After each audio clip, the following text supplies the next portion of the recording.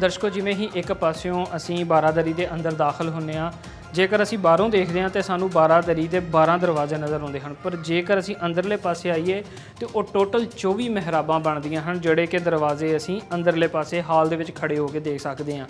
ਅਤੇ ਜੇਕਰ ਜਿਸ ਹਾਲ ਦੇ ਵਿੱਚ ਮੈਂ ਖਲੋਤਾ, ਇਹਦੇ ਵਿੱਚ ਸਾਨੂੰ ਸਾਰਾ ਪੂਰੀ ਇਮਾਰਤ ਦਾ ਜਿਹੜਾ ਪੇਂਟ ਆ ਉਹ ਚਿੱਟੇ ਰੰਗ ਦੇ ਵਿੱਚ ਨਜ਼ਰ ਆ ਰਿਹਾ ਹੈ।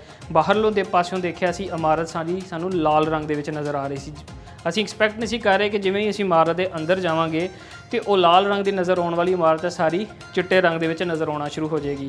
ਇਸੇ ਹੀ ਤਰ੍ਹਾਂ ਜੇਕਰ ਮੈਂ ਇਹਦੇ ਹਾਲ ਦੇ ਵਿੱਚ ਦਾਖਲ ਹੁੰਨਾ ਤੇ ਹਾਲ ਦੇ ਵਿੱਚ ਵੀ ਸਾਨੂੰ ਥੱਲੇ ਚਿੱਟਾ ਪੇਂਟ ਨਜ਼ਰ ਆਉਂਦਾ ਤੇ ਉਹਦੇ ਉੱਤੇ ਫਰੈਸਕੋ ਪੇਂਟਿੰਗ ਦਾ, ਗੁਲਕਾਰੀ ਦਾ ਬੜਾ ਖੂਬਸੂਰਤ ਕੰਮ ਨਵਾਇਆ ਦੇਖਣ ਨੂੰ ਮਿਲਦਾ ਹੈ। ਔਰ ਇੱਕ ਜਿਹੜੀ ਬਹੁਤ ਹੀ ਕਮਾਲ ਦੀ ਗੱਲ ਮੈਂ ਤੁਹਾਨੂੰ ਦਿਖਾਉਣਾ ਚਾਹਾਂ ਕਿ ਤੁਸੀਂ ਇਹ ਦੇਖ ਸਕਦੇ ਹੋ ਕਿ ਵੇਵੀ ਸ਼ੇਪ ਦੇ ਵਿੱਚ ਜਿਹੜਾ ਸਾਈਨੋਸਾਈਡਲ ਸ਼ੇਪ ਦੇ ਵਿੱਚ ਇਹ ਕਿੰਨਾ ਖੂਬਸੂਰਤ ਜਿਹੜਾ ਇਹ ਪਿੱਲਰਾਂ ਦਾ ਡਿਜ਼ਾਈਨ ਬਣਾਇਆ ਗਿਆ। ਇਹ ਡਿਜ਼ਾਈਨ ਅਕਸਰ ਜਿਹੜੇ ਦਰਬਾਰ ਹੁੰਦੇ ਸਨ ਜਾਂ ਜਿਹੜੇ ਮਕਬਰਿਆਂ ਦੇ ਵਿੱਚ ਵੀ ਕਈ ਥਾਵਾਂ ਦੇ ਉੱਤੇ ਵਰਤਿਆ ਗਿਆ ਤੇ ਕਈ ਥਾਵਾਂ ਤੇ ਮਸਜਿਦਾਂ ਵਿੱਚ ਵੀ ਇਸ ਤਰ੍ਹਾਂ ਦਾ ਡਿਜ਼ਾਈਨ ਇਸਤੇਮਾਲ ਕੀਤਾ ਗਿਆ। ਔਰ ਇਹ ਮੁਗਲ ਦੌਰ ਅਤੇ ਸਿੱਖ ਰਾਜ ਦੇ ਸਮੇਂ ਦੀ ਇਹ ਇਮਾਰਤ ਹੈ ਜਿਹਦੇ ਵਿੱਚ ਸਾਨੂੰ ਇਹ ਖੂਬਸੂਰਤ ਕੰਮ ਨਜ਼ਰ ਆ ਰਿਹਾ ਇਸ ਇਮਾਰਤ ਦੇ ਉੱਤੇ। ਅੰਦਰਲੇ ਪਾਸੇ ਅਗਰ ਜੇਕਰ ਜਾਈਏ ਅਸੀਂ ਤੇ ਇੱਕ ਹਾਲ ਉਹ ਮੁਰੱਬੀ ਸ਼ਕਲ ਦੇ ਵਿੱਚ ਨਜ਼ਰ ਆਉਂਦਾ ਹੈ। ਔਰ ਜੇਕਰ ਬਾਹਰਲੇ ਪਾਸੇ ਇਸ ਇਮਾਰਤ ਨੂੰ ਦੇਖੀਏ ਤੇ ਇੱਕ ਵੱਡੇ ਮੁਰੱਬੀ ਸ਼ਕਲ 'ਚ ਬਣੀ ਹੋਈ ਹੈ। ਅੰਦਰਲੇ ਪਾਸੇ ਹਾਲ ਆਈਏ ਤੇ ਉਹ ਵੀ ਮੁਰੱਬੀ ਸ਼ਕਲ ਦੇ ਵਿੱਚ ਹੈ। ਤੇ ਜੇਕਰ ਅਸੀਂ ਬਾਹਰਲੇ ਹਾਲਾਂ ਨੂੰ ਦੇਖੀਏ ਤੇ ਉਹ ਸਾਨੂੰ ਰੈਕਟੈਂਗੂਲਰ ਸ਼ੇਪ ਦੇ ਵਿੱਚ ਨਜ਼ਰ ਆਉਂਦੇ ਹਨ, ਜੋ ਕਿ ਬੜੇ ਕਮਾਲ ਦਾ ਇੱਕ ਤਾਲਮੇਲ ਹੈ। ਔਰ ਜੇਕਰ ਅਸੀਂ ਇਹਦੇ ਜਿਹੜੇ ਕਮਰੇ, ਜਿਹੜੇ ਚਾਰੇ ਕਮਰੇ ਆ ਉਹਨਾਂ ਦੇ ਵਿੱਚ ਜਾਈਏ ਤੇ ਉਹ ਵੀ ਸਾਨੂੰ ਮੁਰੱਬੀ ਸ਼ਕਲ ਦੇ ਨਜ਼ਰ ਆਉਂਦੇ ਹਨ। ਮਤਲਬ ਤੁਸੀਂ ਦੇਖ ਸਕਦੇ ਹੋ ਕਿ ਸਭ ਤੋਂ ਪਹਿਲੇ ਅਸੀਂ ਬਾਹਰਲੇ ਪਾਸਿਓਂ ਇਮਾਰਤ ਦੇ 12 ਦਰਵਾਜ਼ੇ ਦੇਖੇ, ਜਿਵੇਂ ਅੰਦਰ ਆਉਂਦੇ ਆ ਉਹ 24 ਬਣ ਜਾਂਦੇ ਨੇ। ਫਿਰ ਜੇਕਰ ਅਸੀਂ ਇੱਕ ਹਾਲ ਦੀ ਗੱਲ ਕਰੀਏ ਉਹ ਰੈਕਟੈਂਗੂਲਰ ਸ਼ੇਪ ਦੇ ਵਿੱਚ ਹੈ ਔਰ ਅੰਦਰਲੇ ਪਾਸੇ ਜੇ ਗੱਲ ਕਰੀਏ ਹਾਲ ਦੀ ਉਹ ਮੁਰੱਬੀ ਸ਼ਕਲ ਦੇ ਵਿੱਚ। ਇਸੇ ਹੀ ਤਰ੍ਹਾਂ ਜਿਹੜੇ 4 ਕਮਰੇ ਹਨ ਉਹ ਵੀ ਮੁਰੱਬੀ ਸ਼ਕਲ ਦੇ ਵਿੱਚ ਬੜੇ ਖੂਬਸੂਰਤ ਅਤੇ ਸੁਖਾਲੇ ਢੰਗ ਦੇ ਨਾਲ ਬਣਾਏ ਗਏ ਹਨ। ਇਸ ਤੋਂ ਇਲਾਵਾ ਇਸ ਇਮਾਰਤ ਦੇ ਛੱਤ ਦੇ ਉੱਤੇ ਵੀ ਆਪਾਂ ਜਾ ਸਕਦੇ ਹਾਂ। ਮੈਂ ਤੁਹਾਨੂੰ ਉਹਦਾ ਵੀ ਥੋੜ੍ਹਾ ਜਿਹਾ ਮੰਜ਼ਰ ਦਿਖਾਉਣ ਦੀ ਕੋਸ਼ਿਸ਼ ਕਰਾਂਗਾ ਜੇਕਰ ਅਸੀਂ ਇਸ ਇਮਾਰਤ ਦੀ ਛੱਤ ਦੇ ਉੱਤੇ ਜਾ ਸਕੇ। ਪਰ ਉਸ ਤੋਂ ਪਹਿਲਾਂ ਜਾਣ ਤੋਂ ਪਹਿਲਾਂ ਮੈਂ ਤੁਹਾਨੂੰ ਇਹਦਾ ਇੱਕ ਕਮਰਾ ਦਿਖਾਉਣਾ ਚਾਹਾਂਗਾ ਕਿ ਇਹਦੇ ਕਮਰੇ ਦੇ ਵਿੱਚ ਕਿੱਦਾਂ ਦਾ ਕੰਮ ਹੋਇਆ ਅਤੇ ਕਿਹੜੀ ਸ਼ੈ ਸਾਨੂੰ ਦੇਖਣ ਨੂੰ ਨਜ਼ਰ ਆ ਰਹੀ ਹੈ। ਹੁਣ ਮੈਂ ਤੁਹਾਨੂੰ ਉਸ ਕਮਰੇ ਦੀ ਤਰਫ ਲੈ ਕੇ ਚੱਲਦਾ।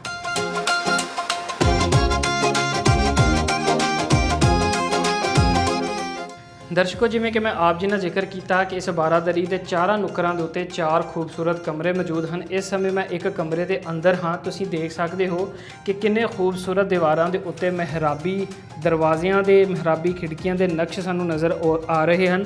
ਉਤਲੇ ਪਾਸੇ ਜੇਕਰ ਦੇਖਦੇ ਹਾਂ ਤਾਂ ਸਾਨੂੰ ਛੋਟੀਆਂ ਮਿਹਰਾਬਾਂ ਨਜ਼ਰ ਆਉਂਦੀਆਂ। ਇਸੇ ਹੀ ਤਰ੍ਹਾਂ ਜੇਕਰ ਇਮਾਰਤ ਦੇ ਅਸੀਂ ਥੱਲੜੇ ਪਾਸੇ ਆਈਏ ਤਾਂ ਸਾਨੂੰ ਉਹੀ ਮਿਹਰਾਬਾਂ ਥੋੜ੍ਹੇ ਵੱਡੇ ਆਕਾਰ ਦੇ ਵਿੱਚ ਨਜ਼ਰ ਆਉਂਦੀਆਂ ਹਨ। ਮੁਰੱਬੀ ਸ਼ਕਲ ਦਾ ਇਹ ਕਮਰਾ ਜਿਹਦੇ ਟਾਇਲ ਵੀ ਬੜੀ ਖੂਬਸੂਰਤ ਢੰਗ ਦੇ ਨਾਲ ਲਗਾਈ ਗਈ ਹੈ। ਇਹਦੇ ਅੰਦਰ ਉਹੀ ਪੁਰਾਤਨ ਸਮੇਂ ਦੀ ਜਿਹੜੀਆਂ ਛੋਟੀਆਂ ਇੱਟਾਂ ਦਾ ਕੰਮ ਨਜ਼ਰ ਆਉਂਦਾ ਹੈ। ਪਰ ਇਹ ਜਿਹੜੀਆਂ ਇੱਟਾਂ ਇਹ ਦੁਬਾਰਾ ਤੋਂ ਇੰਸਟਾਲ ਕੀਤੀਆਂ ਗਈਆਂ ਕਿਉਂਕਿ ਸਮੇਂ ਨੇ ਇਹਦੇ ਅੰਦਰ ਦਾ ਫਰਸ਼ ਖਰਾਬ ਕਰ ਦਿੱਤਾ ਸੀ, ਸੋ ਇਹਨੂੰ ਦੁਬਾਰਾ ਤੋਂ ਇੰਸਟਾਲ ਕੀਤਾ ਗਿਆ। ਇਸ ਤੋਂ ਇਲਾਵਾ ਜੇਕਰ ਅਸੀਂ ਛੱਤ ਦੀ ਗੱਲ ਕਰੀਏ ਤੇ ਛੱਤ ਦੇ ਵਿੱਚ ਵੀ ਸਾਨੂੰ ਖੂਬਸੂਰਤ ਲਾਲ ਰੰਗ ਦਾ ਪੇਂਟ ਕੀਤਾ ਹੋਇਆ ਸਾਨੂੰ ਲੱਕੜ ਨਜ਼ਰ ਆਉਂਦੇ ਹਨ, ਬਾਲੇ ਨਜ਼ਰ ਆਉਂਦੇ ਹਨ, ਜਿਹਦੇ ਨਾਲ ਇਹਦੀ ਛੱਤ ਬਣਾਈ ਗਈ ਹੈ। ਇੱਕ ਬਹੁਤ ਹੀ ਵਧੀਆ ਕੰਮ ਜਿਹੜਾ ਕਿ ਰੈਨੋਵੇਸ਼ਨ ਦਾ ਪਾਕਿਸਤਾਨ ਸਰਕਾਰ ਦੀ ਤਰਫੋਂ ਕੀਤਾ ਜਾਂਦਾ ਹੈ, ਜਿਹਦੇ ਵਿੱਚ ਉਹ ਕੋਸ਼ਿਸ਼ ਕਰਦੇ ਹਨ ਕਿ ਇਮਾਰਤ ਨੂੰ ਉਹਦੇ ਉਸੇ ਹੀ ਰੂਪ ਜਾਂ ਢੰਗ ਦੇ ਵਿੱਚ ਰੱਖਿਆ ਜਾਵੇ ਜਿਵੇਂ ਕਿ ਪੁਰਾਤਨ ਸਮੇਂ ਵਿੱਚ ਬਣਾਈ ਗਈ ਸੀ। ਇਸ ਇਮਾਰਤ ਦੇ ਵਿੱਚ ਪੁਰਾਣਾ ਲੱਕੜੀ ਦਾ ਕੰਮ ਨਜ਼ਰ ਆਉਂਦਾ ਸੀ, ਸੋ ਇਸ ਕਰਕੇ ਦੁਬਾਰਾ ਤੋਂ ਇਹਦੀ ਛੱਤ ਉਸੇ ਹੀ ਤਰ੍ਹਾਂ ਲੱਕੜੀ ਦੇ ਬਾਲਿਆਂ ਦੇ ਨਾਲ ਬਣਾਈ ਗਈ। ਸੋ ਇਹ ਇੱਕ ਬਹੁਤ ਹੀ ਕਮਾਲ ਦਾ ਕੰਮ ਹੈ ਜਿਹੜਾ ਕਿ ਸਰਕਾਰ ਹਮੇਸ਼ਾ ਆਪਣੀ ਉਸ ਹੈਰੀਟੇਜ ਸਾਈਟ ਨੂੰ ਪ੍ਰੀਜ਼ਰਵ ਕਰਨ ਦੀ ਕੋਸ਼ਿਸ਼ ਕਰਦੀ ਹੈ। ਹਾਂਜੀ ਦਰਸ਼ਕੋ, ਤੁਸੀਂ ਹੁਣ ਇਹ ਖੂਬਸੂਰਤ ਕਮਰਾ ਦੇਖ ਰਹੇ ਸੀ ਇਸ ਬਾਰਾਦਰੀ ਦਾ। ਤੇ ਦਰਸ਼ਕੋ ਜੇਕਰ ਆਪਾਂ ਇਤਿਹਾਸ ਦੇ ਵਿੱਚ ਜਾ ਕੇ ਥੋੜ੍ਹਾ ਜਿਹਾ ਫਰੋਲੀ ਇਤਿਹਾਸ ਦੇ ਪੰਨਿਆਂ ਨੂੰ ਤੇ ਸਾਨੂੰ ਨਜ਼ਰ ਆਉਂਦਾ ਹੈ ਕਿ ਜਿਹੜਾ ਗੁਜਰਾਂਵਾਲਾ ਦਾ ਸ਼ਹਿਰ ਹੈ ਇੱਥੇ ਸੁਖਰ ਚੱਕੀਆ ਮਿਸਲ ਦੀ ਹਕੂਮਤ ਸੀਗੀ। ਸੁਖਰ ਚੱਕੀਆ ਮਿਸਲ ਦੇ ਸਿਰ ਦੇ ਉੱਤੇ ਇੱਕ ਬਹੁਤ ਵੱਡਾ ਮਾਣ ਦਾ ਸਿਹਰਾ ਸੱਜਦਾ ਹੈ ਕਿ ਉਹਨਾਂ ਨੇ ਪੰਜਾਬ ਦੇ ਵਿੱਚ ਜਿਹੜੀਆਂ 12 ਵੰਡੀਆਂ ਹੋਈਆਂ ਮਿਸਲਾਂ ਨੂੰ ਇਕੱਠਾ ਕੀਤਾ ਤੇ ਸਿੱਖ ਸਮਰਾਜ ਦੀ ਨੀਂਹ ਰੱਖੀ। ਇਹ ਇੱਕ ਬਹੁਤ ਹੀ ਵੱਡੀ ਗੱਲ ਹੈ ਕਿ ਇਸ ਇਲਾਕੇ ਦੇ ਵਿੱਚ ਇਸ ਗੁਜਰਾਂਵਾਲਾ ਦੀ ਧਰਤੀ ਤੇ ਪੈਦਾ ਹੋਣ ਵਾਲੀ ਸੁਖਰ ਚੱਕੀਆ ਮਿਸਲ, ਜਿਹਦੇ ਨੇਤਾ ਸਰਦਾਰ ਚੜ੍ਹਤ ਸਿੰਘ ਜੀ, ਫਿਰ ਉਹਨਾਂ ਦੇ ਸੁਪੁੱਤਰ ਸਰਦਾਰ ਮਹਾਂ ਸਿੰਘ ਤੇ ਫਿਰ ਆਉਂਦੇ ਨੇ ਸ਼ੇਰੇ ਪੰਜਾਬ ਮਹਾਰਾਜਾ ਰਣਜੀਤ ਸਿੰਘ। ਸੋ ਦੱਸਿਆ ਜਾਂਦਾ ਹੈ, ਇਤਿਹਾਸਕਾਰ ਲਿਖਦੇ ਹਨ ਕਿ ਸੁਖਰ ਚੱਕੀਆ ਮਿਸਲ ਨੇ ਹਮੇਸ਼ਾ ਕੋਸ਼ਿਸ਼ ਕੀਤੀ ਕਿ ਪੰਜਾਬ ਦੀਆਂ ਜਿੰਨੀਆਂ ਵੀ 12 ਮਿਸਲਾਂ ਉਹਨਾਂ ਨੂੰ ਇਕੱਠਾ ਕਰਕੇ ਜਿਹੜੇ ਪੰਜਾਬ ਦੇ ਉੱਤੇ ਹਮਲਾਵਰ ਆ ਕੇ ਹਮਲਾ ਕਰਦੇ ਹਨ, ਪੰਜਾਬ ਦੀ ਸਾਰੀਆਂ ਮਾਵਾਂ ਧੀਆਂ ਤੇ ਇੱਥੋਂ ਦਾ ਜਿੰਨਾ ਵੀ ਮਾਲ ਧਨ ਲੁੱਟ ਕੇ ਲੈ ਜਾਂਦੇ ਹਨ, ਸੋ ਉਹਨਾਂ ਦੇ ਖਿਲਾਫ ਡਟ ਕੇ ਮੁਕਾਬਲਾ ਕੀਤਾ ਜਾਏ। ਸੋ ਉਸ ਸਥਾਨ ਦੇ ਉੱਤੇ ਮੌਜੂਦ ਹਾਂ ਜਿੱਥੇ ਸੁਖਰ ਚੱਕੀਆ ਮਿਸਲ ਦੇ ਬਹੁਤ ਸਾਰੀਆਂ ਮਹਿਫਲਾਂ, ਬਹੁਤ ਸਾਰੇ ਸਮਾਗਮ ਅਤੇ ਇਕੱਠ ਹੁੰਦੇ ਸਨ, ਸਿਰਫ ਇਸ ਸਿੱਖ ਸਾਮਰਾਜ ਨੂੰ ਇਕੱਠਾ ਕਰਨ ਵਾਸਤੇ। ਸੋ ਅੱਗੇ ਦਾ ਇਤਿਹਾਸ ਅਸੀਂ ਜਾਣਦੇ ਹਾਂ ਕਿ ਕਿਵੇਂ ਮਹਾਰਾਜਾ ਰਣਜੀਤ ਸਿੰਘ ਨੇ ਸਾਰੀਆਂ ਮਿਸਲਾਂ ਨੂੰ ਇਕੱਠਾ ਕੀਤਾ, ਪੰਜਾਬ ਦੀ ਬਾਗਡੋਰ ਆਪਣੇ ਹੱਥ ਦੇ ਵਿੱਚ ਲਈ ਅਤੇ ਲਾਹੌਰ ਦੇ ਤਖਤ ਦੇ ਉੱਤੇ ਜਾ ਕੇ ਇੱਕ ਰਾਜਾ ਦਾ ਤਖਤ ਨੂੰ ਸਾਂਭਿਆ। ਫਿਰ ਉਸ ਤੋਂ ਬਾਅਦ ਜਿੰਨੇ ਵੀ ਪੰਜਾਬ ਦੀ ਧਰਤੀ ਵੱਲ ਅੱਖ ਚੁੱਕ ਕੇ ਦੇਖਿਆ ਉਹਨੂੰ ਹਮੇਸ਼ਾ ਉਹਨਾਂ ਨੇ ਕੜਾ ਮੁਕਾਬਲਾ ਦਿੱਤਾ, ਚਾਹੇ ਉਹ ਦੁਰਾਨੀ ਹੋਣ, ਅਫਗਾਨਿਸਤਾਨ ਦੇ ਸ਼ਾਸਕ ਹੋਣ, ਚਾਹੇ ਮੁਗਲ ਦੌਰਾਂ ਦੇ ਵਿੱਚੋਂ ਕਿਸੇ ਵੀ ਮੁਗਲ ਬਾਦਸ਼ਾਹ ਨੇ ਜੇਕਰ ਪੰਜਾਬ ਦੇ ਉੱਤੇ ਮਾੜਾ ਕਰਨ ਦੀ ਕੋਸ਼ਿਸ਼ ਕੀਤੀ ਤੇ ਉਹਨਾਂ ਨੇ ਹਮੇਸ਼ਾ ਉਹਦੀ ਸਿੱਧਾ ਟਾਕਰਾ ਕਰਦੇ ਹੋਏ ਮੁਕਾਬਲਾ ਕੀਤਾ। ਮਹਾਰਾਜਾ ਰਣਜੀਤ ਸਿੰਘ ਨੇ ਇਸ ਧਰਤੀ ਦਾ ਪੁੱਤ ਹੁੰਦੇ ਹੋਏ ਸਾਰੇ ਉਹ ਫਰਜ਼ ਨਿਭਾਏ ਜਿਹੜਾ ਕਿ ਇੱਕ ਪੁੱਤਰ ਆਪਣੀ ਮਾਂ ਧਰਤੀ ਦੇ ਨਾਲ ਵਫਾ ਕਰਦੇ ਹੋਏ ਨਿਭਾਉਂਦਾ ਹੈ। ਮਹਾਰਾਜਾ ਰਣਜੀਤ ਸਿੰਘ ਨੇ ਹਮੇਸ਼ਾ ਹੀ ਦੁਸ਼ਮਣਾਂ ਨੂੰ ਕੜੀ ਟੱਕਰ ਦਿੱਤੀ। ਉਸ ਤੋਂ ਬਾਅਦ ਅਸੀਂ ਜਾਣਦੇ ਹਾਂ ਕਿ ਜਿਵੇਂ ਹੀ ਗੋਰੇ ਆਉਂਦੇ ਹਨ, ਗੋਰੇ ਬਰਸਗੀਰ ਦੇ ਸਬ ਕੰਟੀਨੈਂਟ ਦੀ ਧਰਤੀ ਤੇ ਆਉਂਦੇ ਹਨ, ਈਸਟ ਇੰਡੀਆ ਕੰਪਨੀ ਜਿਹੜੀ ਕਿ ਉਹਨਾਂ ਨੇ ਸ਼ੁਰੂਆਤੀ ਕੰਪਨੀ ਸਟਾਰਟ ਕੀਤੀ ਜਿਹੜੀ ਕਿ ਬੰਗਾਲ ਵਾਲੇ ਪਾਸਿਓਂ ਸਟਾਰਟ ਹੁੰਦੀ ਹੈ ਔਰ ਅਖੀਰਲੇ ਪਾਸੇ ਜਦੋਂ ਸਾਰੇ ਪੂਰੇ ਬਰਸਗੀਰ ਨੂੰ ਸਬ ਕੰਟੀਨੈਂਟ ਦੇ ਉੱਤੇ ਆਪਣੀਆਂ ਜੜ੍ਹਾਂ ਜਮਾ ਲੈਂਦੇ ਹਨ ਤੇ ਅਖੀਰ ਤੋਂ ਆਉਂਦੇ ਹਨ ਪੰਜਾਬ ਦੇ ਵੱਲ। ਤੇ ਜਿਵੇਂ ਕਿ ਆਪ ਜਾਣਦੇ ਹੋ ਕਿ ਮਹਾਰਾਜਾ ਰਣਜੀਤ ਸਿੰਘ ਨੇ ਉਹਨਾਂ ਦੇ ਨਾਲ ਟ੍ਰੀਟੀ ਆਫ ਫਰੈਂਡਸ਼ਿਪ ਸਾਈਨ ਕੀਤਾ ਸੀ ਕਿ ਤੁਸੀਂ ਪੰਜਾਬ ਦੀ ਧਰਤੀ ਵੱਲ ਅੱਖ ਚੱਕ ਕੇ ਨਹੀਂ ਵੇਖਣਾ। ਸੋ ਉਸੇ ਹੀ ਤਰ੍ਹਾਂ ਮਹਾਰਾਜਾ ਰਣਜੀਤ ਸਿੰਘ ਦੇ ਹੁੰਦਿਆਂ ਹੋਇਆ ਕਿਸੇ ਵੀ ਗੋਰਾ ਸਰਕਾਰ ਨੇ ਇਸ ਪੰਜਾਬ ਦੀ ਧਰਤੀ ਤੇ ਆਉਣ ਦੀ ਜ਼ਰੂਰਤ ਨਹੀਂ ਕੀਤੀ।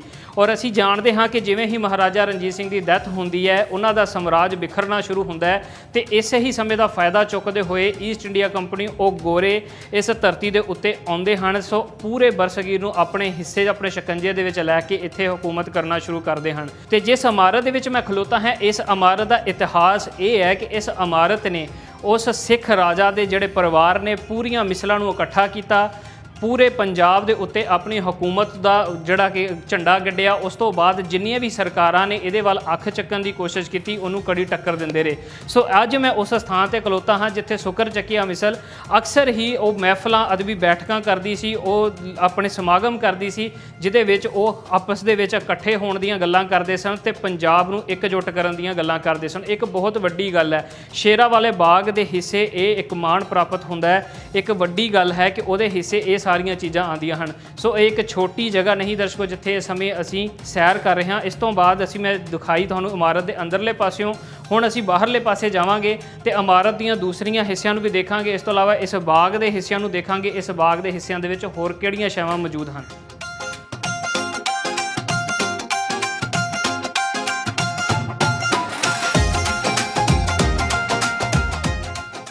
ਹਾਂਜੀ ਦਰਸ਼ਕੋ, ਇਸ ਸਮੇਂ ਮੈਂ ਬਾਰਾਦਰੀ ਦੀ ਇਮਾਰਤ ਦੇ ਛੱਤ ਦੇ ਉੱਤੇ ਮੌਜੂਦ ਹਾਂ ਜਿੱਥੋਂ ਅਸੀਂ ਬਾਗ ਦਾ ਪੂਰਾ ਨਜ਼ਾਰਾ ਕਰ ਸਕਦੇ ਹਾਂ। ਜੇਕਰ ਅਸੀਂ ਇਸ ਪਿੱਛੇ ਦੇਖੀਏ ਤਾਂ ਸਾਨੂੰ ਬਾਗ ਬਹੁਤ ਹੀ ਹਸੀਨ ਤੇ ਰੰਗੀਨ ਨਜ਼ਰ ਆ ਰਿਹਾ ਜਿਹਦੇ ਵਿੱਚ ਸਾਨੂੰ ਲੋਕ ਵੀ ਫਿਰਦੇ ਹੋਏ ਨਜ਼ਰ ਆ ਰਹੇ ਹਨ, ਸਪੈਸ਼ਲੀ ਬੱਚੇ ਇੱਥੇ ਸਾਨੂੰ ਖੇਡਦੇ ਹੋਏ ਨਜ਼ਰ ਆ ਰਹੇ ਹਨ। ਜਿਸ ਤਰ੍ਹਾਂ ਕਿ ਮੈਂ ਦਰਸ਼ਕੋ ਜਾਣਦੇ ਹੋ ਕਿ ਗਰਮੀਆਂ ਦਾ ਸੀਜ਼ਨ ਹੈ, ਇੱਥੇ ਟੈਂਪਰੇਚਰ ਬਹੁਤ ਜ਼ਿਆਦਾ, ਪਰ ਜੇਕਰ ਅਸੀਂ ਇਮਾਰਤ ਉੱਤੇ ਚੜ੍ਹੀਏ ਤਾਂ ਜਿਹੜੇ ਪੇੜ ਪੌਦੇ ਲੱਗੇ ਆ ਇਹਨਾਂ ਦੀ ਜਿਹੜੀ ਮੱਠੀ ਮੱਠੀ ਖੂਬਸੂਰਤ ਹਵਾ ਚੱਲ ਰਹੀ ਹੈ ਉਹ ਗਰਮੀ ਦਾ ਅਹਿਸਾਸ ਨਹੀਂ ਹੋਣ ਦੇ ਰਹੀ। ਔਰ ਇਸ ਤੋਂ ਇਲਾਵਾ ਜੇਕਰ ਮੈਂ ਬਾਗ ਦੇ ਵਿੱਚ ਗੱਲ ਕਰਾਂ ਤਾਂ ਬਾਗ ਦੀ ਇੱਕ ਨੁੱਕਰਲੇ ਪਾਸੇ ਇਹ ਬਾਰਾਦਰੀ ਹੈ ਜਿਹਦੀ ਇਮਾਰਤ ਦੇ ਉੱਤੇ ਮੈਂ ਮੌਜੂਦ ਹਾਂ। ਬਿਲਕੁਲ ਇਸੇ ਹੀ ਨੁੱਕਰ ਦੇ ਦੂਸਰੇ ਪਾਸੇ ਜੇਕਰ ਗੱਲ ਕਰੀਏ ਤੇ ਸਰਦਾਰ ਮਹਾਂ ਸਿੰਘ ਦੀ ਸਾਨੂੰ ਸਮਾਧੀ ਨਜ਼ਰ ਆਉਂਦੀ ਹੈ ਜਿਹੜੀ ਕਿ ਮਹਾਰਾਜਾ ਰਣਜੀਤ ਸਿੰਘ ਨੇ 1837 ਦੇ ਵਿੱਚ ਉਹਨਾਂ ਦੀ ਯਾਦ ਦੇ ਵਿੱਚ ਬਣਵਾਈ ਸੀ। ਔਰ ਜੇਕਰ ਅਸੀਂ ਇਸ ਬਾਗ ਦੇ ਬਿਲਕੁਲ ਸੈਂਟਰ ਦੇ ਗੱਲ ਕਰੀਏ ਤਾਂ ਇੱਕ ਬਹੁਤ ਹੀ ਖੂਬਸੂਰਤ ਸੈਂਟਰ ਦੇ ਵਿੱਚ ਸਾਨੂੰ ਫਾਊਂਟੇਨ ਨਜ਼ਰ ਆਉਂਦਾ ਹੈ ਜਿਹੜਾ ਕਿ ਤੁਸੀਂ ਮੇਰੇ ਪਿੱਛੇ ਦੇਖ ਸਕਦੇ ਹੋ। ਔਰ ਇਸ ਤੋਂ ਇਲਾਵਾ ਸਭ ਤੋਂ ਮਜ਼ੇ ਵਾਲੀ ਗੱਲ ਜਿਹੜੀ ਕਿ ਦਰਸ਼ਕੋ ਆਪ ਜੀ ਨੂੰ ਮੈਂ ਦੱਸਣਾ ਚਾਹਾਂਗਾ ਕਿ ਇਸੇ ਹੀ ਬਾਗ ਦੇ ਵਿੱਚ ਦੋ ਰਵਾਇਤੀ ਅਖਾੜੇ ਵੀ ਮੌਜੂਦ ਹਨ ਜਿੱਥੇ ਗੁਜਰਾਂਵਾਲਾ ਦੇ ਪਹਿਲਵਾਨ ਆਪਣੇ ਸਮੇਂ ਦੇ ਵਿੱਚੋਂ ਟਾਈਮ ਕੱਢ ਕੇ ਇੱਥੇ ਆ ਕੇ ਪਹਿਲਵਾਨੀ ਸਿੱਖਦੇ ਹਨ। ਜੇਕਰ ਇੱਥੇ ਉਹ ਹੁਣ ਮੌਜੂਦ ਹੋਏ ਮੈਂ ਤੁਹਾਨੂੰ ਉਹਨਾਂ ਨੂੰ ਵੀ ਦਿਖਾਉਣਾ ਚਾਹਾਂਗਾ, ਪਰ ਉਸ ਤੋਂ ਇਲਾਵਾ ਅਖਾੜਾ ਤੇ ਤੁਹਾਨੂੰ ਲਾਜ਼ਮੀ ਦਿਖਾਵਾਂਗੇ, ਪਰ ਜੇਕਰ ਸਾਨੂੰ ਪਹਿਲਵਾਨ ਵੀ ਨਜ਼ਰ ਆਏ ਤੇ ਉਹ ਵੀ ਅਸੀਂ ਤੁਹਾਨੂੰ ਦਿਖਾਉਣ ਦੀ ਕੋਸ਼ਿਸ਼ ਕਰਾਂਗੇ। ਇਸ ਤੋਂ ਬਾਅਦ ਦਰਸ਼ਕੋ ਮੈਂ ਆਪ ਜੀ ਨੂੰ ਲੈ ਕੇ ਚੱਲਾਂਗਾ ਸਰਦਾਰ ਮਹਾਂ ਸਿੰਘ ਦੀ ਉਸ ਸਮਾਧ ਦੀ ਤਰਫ ਤੇ ਉਸ ਸਮਾਧ ਨੂੰ ਵੀ ਦਿਖਾਵਾਂਗਾ ਕਿ ਉਹਦਾ ਹੁਣ ਕਿਸ ਤਰ੍ਹਾਂ ਦਾ ਨਕਸ਼ ਨਜ਼ਰ ਆ ਰਿਹਾ।